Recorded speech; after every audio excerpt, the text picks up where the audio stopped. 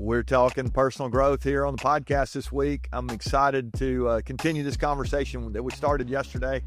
I got off on this track because one of my son-in-laws I mentioned yesterday, he went on a little trip. He comes back. He the two kids, two little girls, and he's like, he told his wife, our daughter, he's like, I think the girls got a lot bigger. What happened? They changed so much in 2 days, And I was reminding us yesterday, I think sometimes we're in the midst of people growing all the time, and then we don't really have to even sometimes pull out very long, and we come back and we notice, wow, something's different here. And I think we can make a lot of progress in our leadership outside of work. That's really when we get a chance to work on ourselves a lot. And so I want to encourage you this week, as you think about progress that you've made. You may not, if you don't pay attention specifically or have markers or measurables, you'll have a hard time noticing the growth that's happening in your life. But I think if you do have some a chance to, like we said yesterday, let's pull back and look at what have we learned over the last few months. I want to give you some questions today that I think might be helpful as we go down this road. And that's where I really would start. The first question is, as you reflect over the last 9 months of the year, what did you learn that might have implications on the coming year? So as we start to think about putting together a plan for our lives and our leadership, I mean, you probably have a development plan at work. We actually talked about, Mark Miller and I, we talked about the next couple of weeks, we're talking about having a development plan in the workplace on the Lead Everyday show. But here I want us to think personally, like when you start thinking about your own life outside of work, do you have a plan? And I've said before here, I think most people spend more time planning a vacation than they do planning their life, which makes no sense to me in any way. But I think that's true for all of us. We're like, we got a trip coming up. We're all excited about it. We look at the hotels and the travel and can we afford to do this or do that? Or what are the experiences we want? And we start, and that anticipation is really great. But how many of us spend that much time thinking about our entire life? And so as we go into a new year in a few weeks, I mean, I say a few weeks, it's 90 days from now, right? We're getting that close. And yet it feels like it's off. We still got a few months left here, October, November, December. We got time, Randy. I think it's time to start thinking about next year now.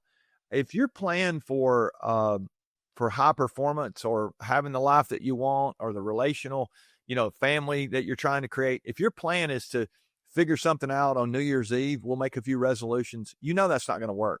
But I think if we get a little more thoughtful about it and give some plan to it, I think this could be powerful. And so as I start thinking about my plan, I want to go back to where we really ended yesterday. What have I learned that I would like to carry forward? Maybe there's I did this a few weeks ago. We talked about things that we learned or things that I had learned during COVID, and I had pulled some of those lessons forward, and I've thought about them since. And the same thing is true for your life over these last few months. There's some things, some principles, some mistakes maybe that you've learned from.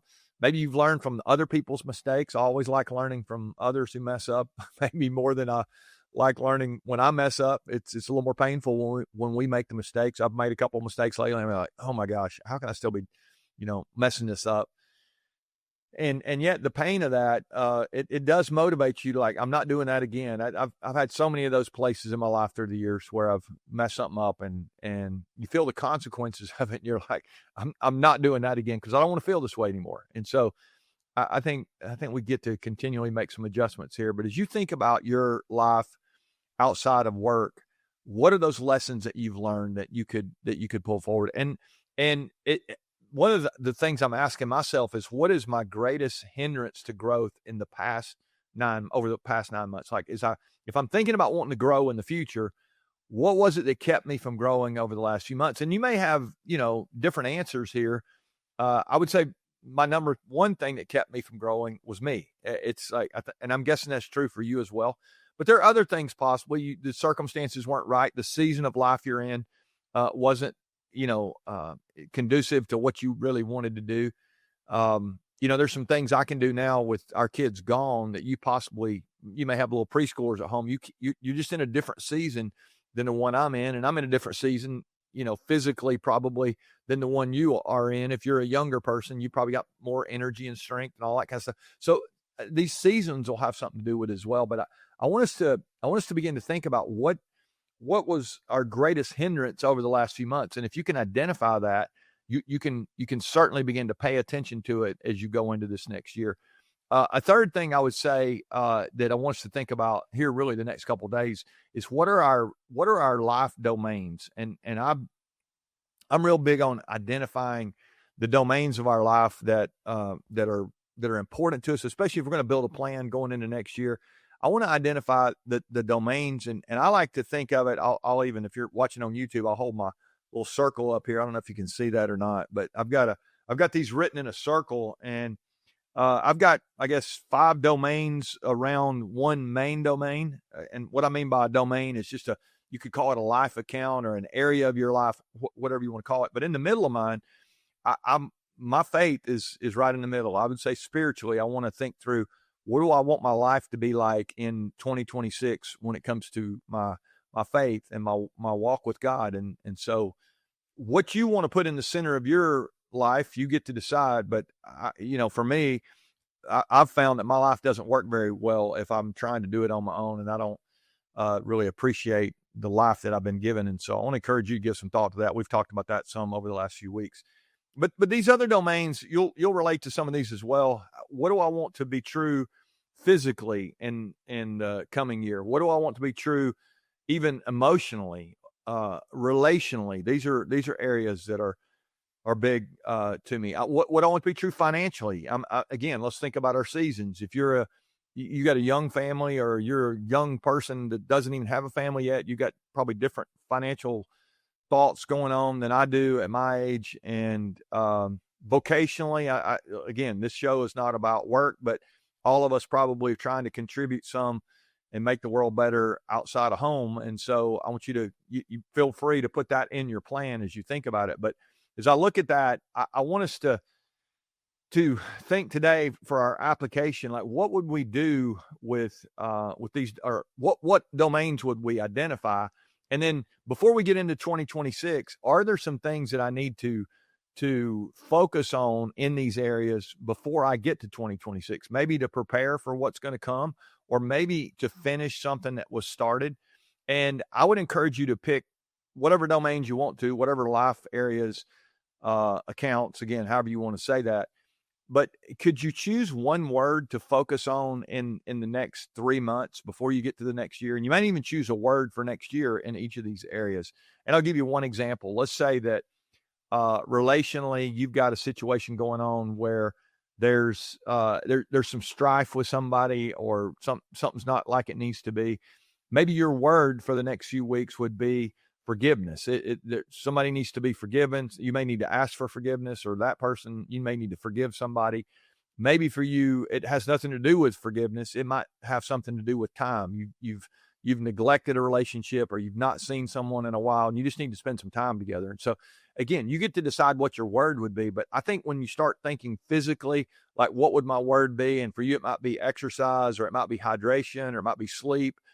It might be strength or flexibility. I like having a word to give me focus in these areas. So again, the areas emotionally, physically, financially, relationally, vocationally, but again, all centered around the idea of my faith, or spiritually.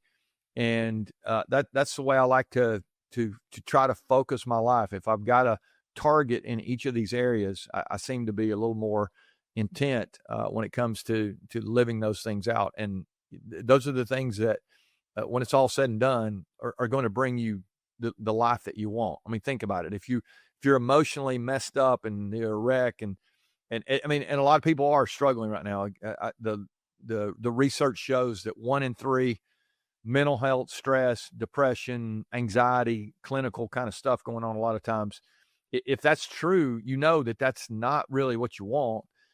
If physically we're tired, and we're overweight, and we're chronically sick, it's like, that's not what we want, right? If we're relationally, there's brokenness and strife and anger and all that stuff, not what we want. So again, we can focus on these areas, and if we will, I think they can really get us back to a better place. So I just encourage you today to identify your areas, write a one-word focus in each area, and then ask yourself, what have I learned over these last few months that would really help me And what's been the hindrance in any of these areas where if there's places there, I'm guessing you'll find some of these that you're going, I could do better. I mean, for me, all of them, I'm trying to, constantly step it up here. And so asking myself what's holding me back in those areas can be helpful. And so hopefully we can remove some of those barriers so we can get on the path that we want to. So, okay, I'm going to give you some more questions tomorrow. Hope you'll join us for that. Again, today, identify your areas, your one-word focus over the next few weeks as we go through the fourth quarter. Let's see if, again, we can't catch up in some areas and maybe even run up the score, as I said yesterday, in some other areas. All right, keep please sharing with your friends and family, and I hope you'll join us tomorrow as we're planning for this coming year. Remember, winning begins at home.